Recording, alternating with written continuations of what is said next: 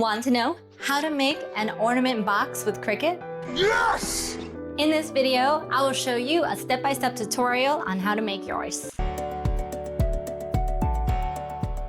Hi, my name is Kim with Kimagine DIY, where I hope to help you imagine the possibilities with DIYs and crafts.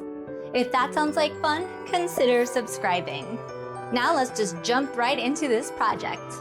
Here are the materials you will need. I'm using my Cricut, or you can use a die cutting machine. I have heavy cardstock, and from the Paper Studio, I'm choosing a pretty pattern from that set. Light grip mat and a standard grip mat for the acetate or your clear film. Then you have your weeding tools, and I use the brayer. You use tacky glue, and for the heavy cardstock, it requires the number 2 double score line scoring wheel. In the description box, you can find the free SVG. So when you click on it, it's gonna bring you to Dreaming Tree, and we're actually going to get this free cupcake box, and we're going to customize it to fit an ornament. So just go over to Add to Cart and completely check out. Don't worry, it's not gonna charge you. After you've downloaded and extracted all your files, you're gonna see that there's actually 4 SVGs that you're going to upload individually into Cricut Design Space. If you're unfamiliar with downloading and uploading SVG files into Cricut, you can click the card right up here for an in-depth overview. Now the files are all uploaded, you're just gonna select all 4 of them and select Add to Canvas. So then we're gonna select all the SVGs and group them together. And then we're going to go over to Shapes and grab a square to help as a template for us to resize the entire box. The square, I'm making it 2.75 because my ornament is about 2.5 inches. Then you just grab the corner and make sure the group is still locked. And then just resize it so the 2 squares sit right on top of each other. Then I'm going to hide the green panels because I don't need to alter them.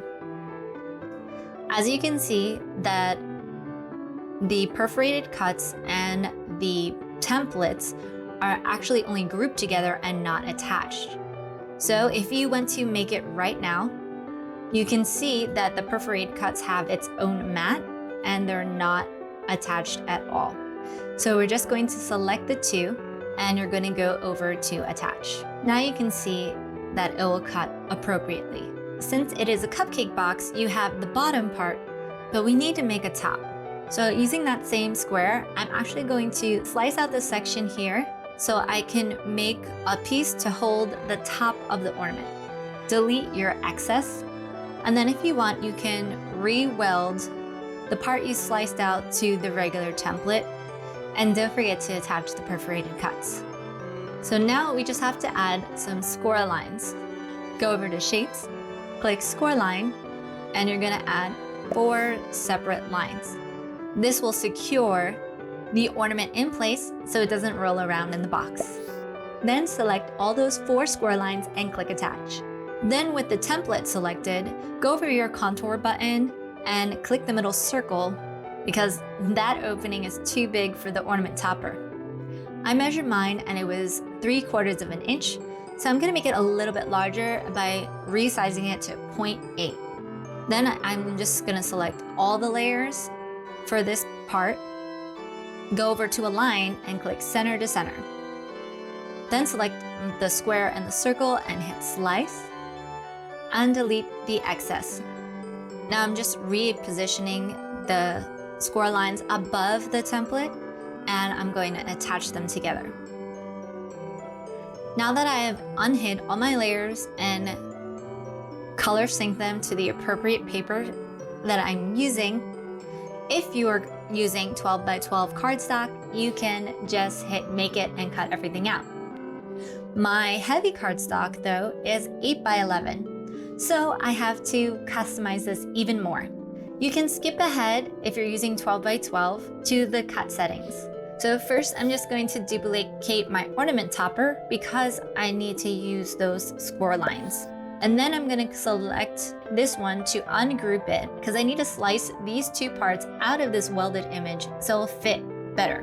Go over to Shapes, select any shape, as long as it covers it. And then you just select the base cut with your new rectangle and go to slice.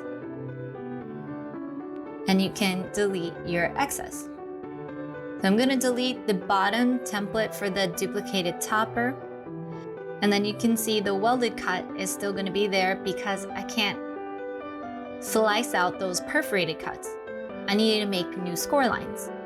So then I decided to slice this square out also, just in case. I'll move it out of the way. So now just move your duplicated square lines over the extra piece, align center to center, and attach them together. That means I have to make new score lines for the bottom template as well. And we're just going to trace it out. So go over to shapes and you're just going to make the rectangle over the lines and click unlock so you can resize it to exactly what you need. Then go to operation and click score to change it. Then just go over to shapes again and all you need to do is make 2 more vertical lines, and now you can delete those perforated cuts. So I'm just selecting the 3 new score lines and clicking attach. So they're all together, and then attaching that to the base template. Now I'm ready to cut. So go over to make it, and then just change your mat size to letter so everything fits perfectly. Then once all your mats are set up, then click continue. So now just make sure that per mat you have the appropriate paper cut settings. When you lay your paper down, make sure you use the brayer so it's firmly adhered to the mat. Then just load it into the machine and it'll prompt you to put the double scoring wheel in first, and halfway through it'll let you know to switch to the fine point blade. Then when it's time to weed, flip the mat over, slowly peel it back to help keep your cardstock as flat as possible. Now it's time to assemble the box. First, lay out all your pieces, and if your pattern paper has direction, make sure it's all facing the correct side. Then just use some tacky glue to adhere the 2 pieces together. And you can use a brayer or a scraper or just your fingers to make sure all the glue is spread out evenly and as adhering well. When you get to the window film for your box, you're just going to make the slightest dabs with your tacky glue because you don't want it to spill over through the window. And then also to help securely adhere it, you'll glue the pattern paper on top of it. I decided to let those parts dry a little bit and I'll work on the interior parts of the box. So you can use your spatula or just your fingers to help fold over all the score lines, and don't forget to bend those little triangle parts in and then put a slight dab of glue on all 4 corners. You can physically hold it in place for a little bit. I use some sewing clips later so I can multitask better. Now it's time to fold all the parts over to get a nice bend before you start gluing the entire box together. Press the front of the box to the back and really make sure that you're careful when lining up those 2 parts. Really press everything in place and smooth out the glue from the tabs. Then I just close the lid to make it easier to work on the bottom. It's very helpful to just glue one side first, and I choose the one with the window since that will be the more prominent side to be perfect. So once you line up that side, then you can glue the rest of the 3 tabs at the same time. And then I use my spatula to spread out all the glue. Then with the interior liner, it actually has a perforated L on it, so you know that that's the piece that goes inside, and then the same process, spread out all the glue evenly. Then you can pop your inserts in and make sure it's all nice and snug. So for the ornament topper, you're just going to feed your string through the hole and close it up. The box is beautiful as it is, but if you want, you can also add a pretty bow.